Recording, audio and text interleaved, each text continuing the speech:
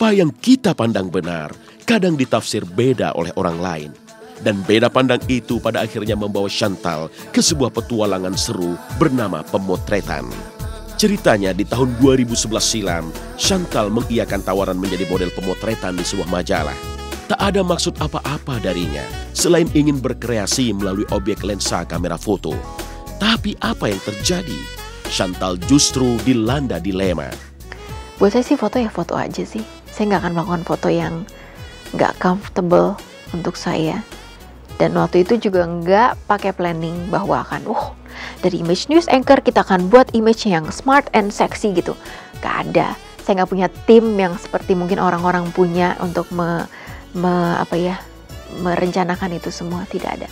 Semuanya mengalir. Diajak foto sama orang yang sudah saya kenal lama, yang jadi editor in chief di majalah tersebut.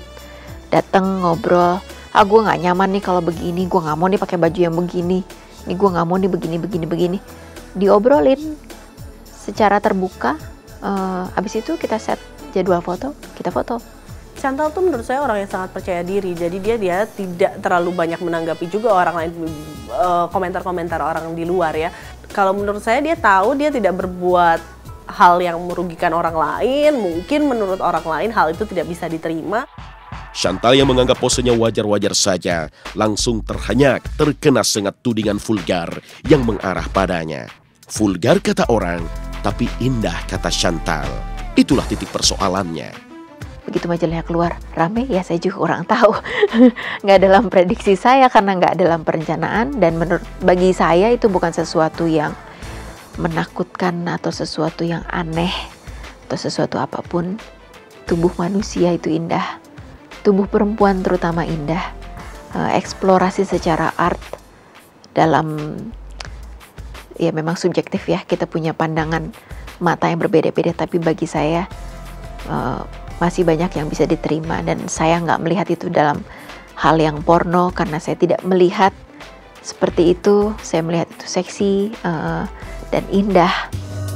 Tak mau ambil pusing, Chantal memilih berlalu dari segala hiruk-pikuk pendapat tentang posenya. Sebab dalam jiwa sederhananya, tersedia ruang ikhlas dan bilik maaf yang membuatnya memilih diam meski dihujani kecaman.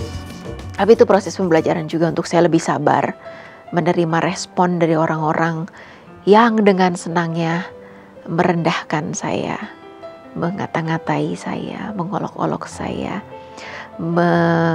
menuduh-nuduh saya sebagai pribadi-pribadi yang mereka pikir mereka tahu gitu. Tapi ya dijalanin aja.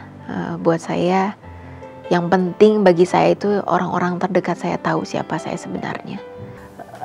Saya sih nggak mau menjudge dia seperti apa ya. Maksudnya banyak orang yang menyayangkan. Kalau saya sih ya biasa aja. It's her life gitu. Itu pilihan hidup yang dia pilih dan dia menghidupi keluarganya dari situ. Banyak orang yang nggak tahu kalau Chantal menghidupi keluarganya sendiri, seorang diri, termasuk orang tuanya Chantal, ya, which is orang nggak banyak yang tahu kan. Itu dunia yang dia sukai, ya kenapa tidak? Asal dia tidak merugikan orang lain, ya sih nggak masalah ya. Apapun pekerjaan yang dia jadi enjoy, saya sih suka juga gitu lah. Tergantung lihatnya dari sudut pandang, pakai itu sebagai art. Kadang-kadang juga kalau fotonya dari sudut mana jadi lebih bagus gitu. Itu pintar-pintar kameramen aja kali. Supaya bikin bagus gitu ya. Supaya bikin indah gitu. Tubuh indah Chantal pada akhirnya menuai cerita lagi. Tapi bukan perkara pose, melainkan tentang beberapa tato yang dimilikinya. Chantal memang sengaja merajah beberapa bagian tubuhnya dengan tato. Namun tato-tato itu bukan sembarang hiasan tubuh belaka. Sebab ada nama anak, juga nama ayah dan ibu sebagai simbol respek dan rasa cinta.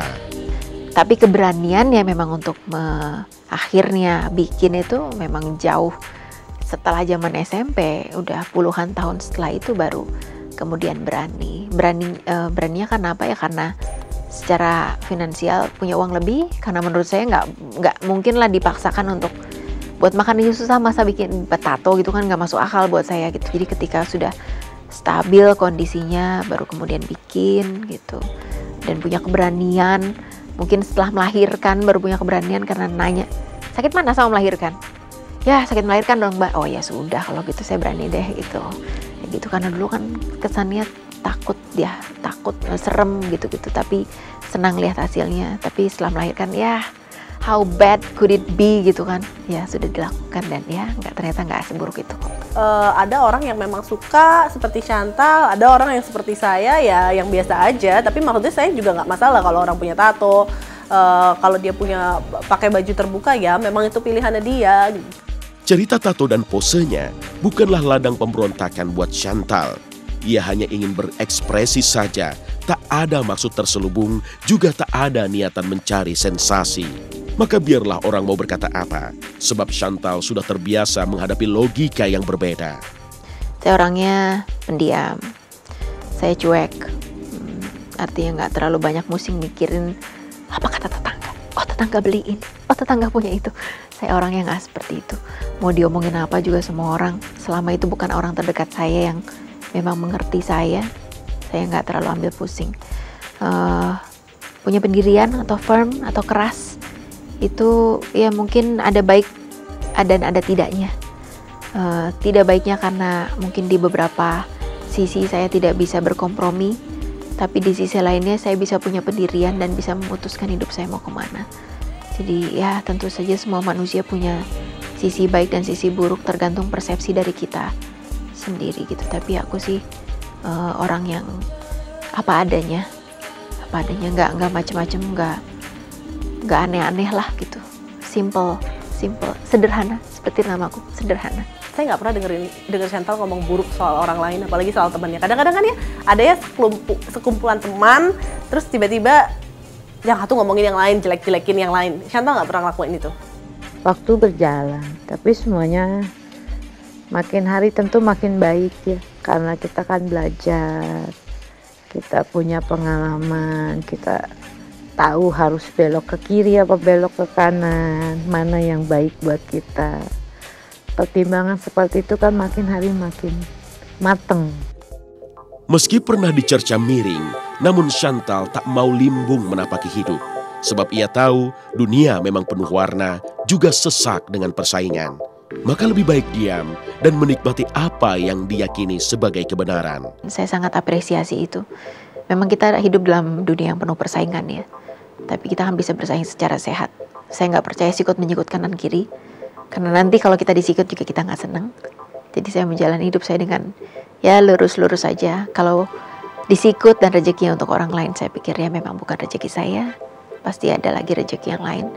Saya rasa ada baiknya lah kita semua juga melihat hidup kita dari segi atau sisi yang lebih sederhana, bukan hanya sekedar kita saja, tapi apa yang kita bisa berikan pada orang-orang.